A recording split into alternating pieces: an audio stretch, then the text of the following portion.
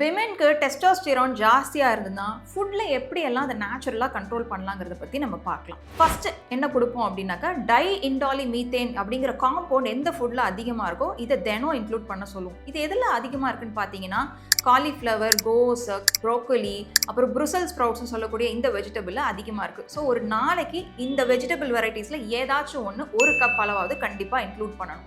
Second வந்து ஸ்பியர்மின்ட் R peppermint tea. நம்ம புதினா மாதிரியே அதில் இன்னொரு வெரைட்டி தான் இந்த பெப்பர்மின்ட்டுங்கிறது. ஸோ நீங்கள் இந்த செடியை நர்சரியிலேருந்து வாங்கி உங்களோட தோட்டத்தில் வச்சு தினம் ஒரு 3 இலையை தண்ணியில் போட்டு நல்லா காய்ச்சி நீங்கள் குடிக்கலாம். அப்படி இல்லையா, இந்த டீ பேக்ஸே வெளியில் கிடைக்குது. இந்த tea powder, herbal tea powder உங்களுக்கு கிடைக்குது. தினம் இதில் டீ போட்டு 2 வேளையாவது குடிங்க. கிட்டத்தட்ட 1/2 லிட்டர் வரைக்கும் இந்த ஹெர்ப் டீ குடிக்கும் போது உங்களுக்கு மேல் பேட்டர்ன் குறையிறதுங்கிறது ரிசர்ச்சே நிறைய ப்ரூவ் பண்ணியிருக்கு. தேர்ட் வந்து ஈஸ்ட்ரோஜன் நம்ம உடம்புல தேவையான அளவுக்கு இருந்துச்சுனாலே நேச்சுரலா டெஸ்டோஸ்டிரான் குறையும். ஸோ பிளான்ட்ஸ்ல கிடைக்கக்கூடிய ஃபைட்டோ ஈஸ்ட்ரோஜன் காம்பவுண்டை நம்ம இன்க்ளூட் பண்ணும்போது இந்த ப்ராப்ளம் டேக்கிள் ஆகும். எதுல ஜாஸ்தி இருக்குன்னு பார்த்தீங்கன்னா சோயா, ஃபிளாக்ஸ் சீட் இந்த மாதிரியான ஃபுட்ஸ்ல ஜாஸ்தி இருக்கு. ஸோ ஒரு நாளைக்கு 2 டீஸ்பூன் அளவுக்கு ஃபிளாக்ஸ் சீட்ஸும் வாரத்தில் 3 நாள் ஆச்சும் சோயாபீன்ஸ், டோஃபு இந்த மாதிரி சாய்பீன் ரிலேட்டட் ப்ராடக்ட்ஸை சாப்பிடும் போதும் நமக்கு அந்த ஃபைட்டோ ஈஸ்ட்ரோஜன் கிடைக்கும்.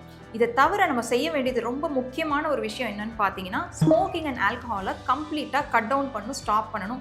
என்னங்க விமன் ப்ராப்ளம் போய் இதை சொல்கிறீங்களே அப்படின்னு கேட்டிங்கன்னா இன்னைக்கு இது ரொம்ப காமனாக இருக்கக்கூடிய ஒரு ப்ராப்ளமாக இருக்குது. உங்களுக்கு ஏற்கனவே இந்த பழக்கம் இல்லைன்னா ரொம்ப நல்லது. புதுசாக இந்த பழக்கத்தை ஆரம்பிக்காதீங்க. டீனேஜர்ஸ்க்கு இது கட்டாயம் இந்த மெசேஜ் போகிற மாதிரி பார்த்துக்கோங்க.